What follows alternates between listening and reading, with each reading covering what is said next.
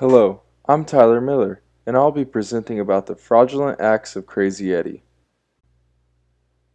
Crazy Eddie's fraud lasted for 18 years over 3 different decades. From 1969 to 1979, the company underreported their income to skim taxes.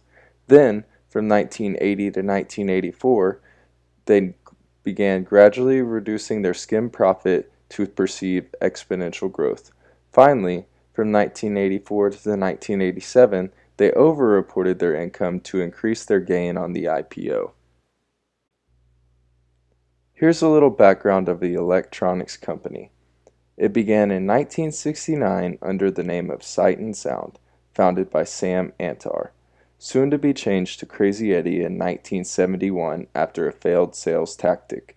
Once changed, the small electronics shop began to grow tremendously over the next few years. It was known for their enthusiastic commercials and their insane prices. The once small shop eventually grew to 43 stores within 4 different states and over $300 million in gross sales. From the start, Crazy Eddie partook in unethical actions.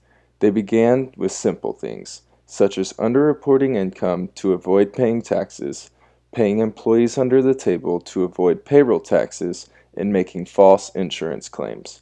For example, they would pay an employee $15,000 on the book and another $35,000 off the books. They also wouldn't report their cash sales, therefore keeping the sales tax. Oftentimes, this excess cash would have to be kept under beds, floorboards, or even in Israeli banks. In 1975, Crazy Eddie began preparing for the next phase of their fraud. From 1975 to 1980, Crazy Eddie prepared to go public. In 1980, they decided to start the process to go public. Eddie Antar figured this would be a good way to make even more money. As this process began, they stopped skimming their revenue stream and slowly grew it to its actual value. In 1979, they skimmed nearly $3 million in revenue from their books. 5 years later, this amount was down to zero. During this time, Eddie Antar began working for Penn and Horowitz to learn how to take full advantage of their auditors. Doing this, the perceived growth of the company was 1.7 million in annual profits in 1979 to 8 million annual profits in 1984. In reality, the company's profits only grew from 4.7 million to 8 million during this time period. The growth blew the minds of potential investors. On September 13, 1984, their stock IPO'd at $8 per share, selling a gross amount of 1.7 million in common stock. After the stock went public, the family kept all of their shares. Although, over the next 3 years, they sold off their shares for 90 million in gains.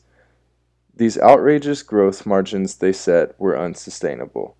They began to pump their old skim profits back through the company to keep up with Wall Street's expectations. This continued to trick the investors by making their 4% increase in sales look like a 10% increase in sales. The Antars were able to devise this scheme by gaining the trust of their auditors. Through Eddie's first-hand work with the company, he knew the back door. Their plan was simple. By keeping their auditors behind schedule, they knew they could get away with this massive fraud. Well, how? They would have their young, attractive female employees flirt with them, take them to extravagant dinners, and make trustworthy friends out of them.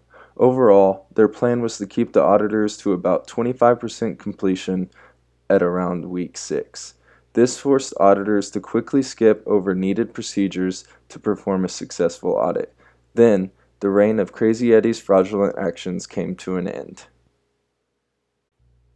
The downfall of Crazy Eddie began due to jealousy. Sam, Eddie's father, became very jealous of his son's tremendous wealth. Eddie owned a larger part of the company, so these actions led to a much larger lifestyle. Eddie was having an affair that his father knew of, and when he tipped it to his daughter-in-law, it led to Eddie being angry. They decided to gift their stock to family and friends, which was sold at $80 per share for $90 million in proceeds. Shortly after, the stock price plummeted to $5 per share.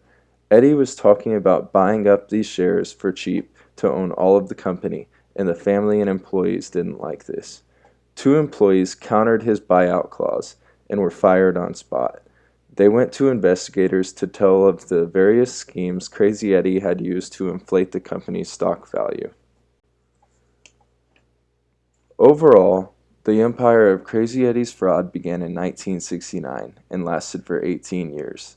It began with small things like evading taxes, growing to deceive investors, and selling off stocks at a large gain. They were able to do this by keeping their auditors behind schedule. They used various manipulation tactics. The downfall of Crazy Eddie began with family problems and ended with two employees seeking revenge on the Antar family. This is one of the biggest frauds in American history.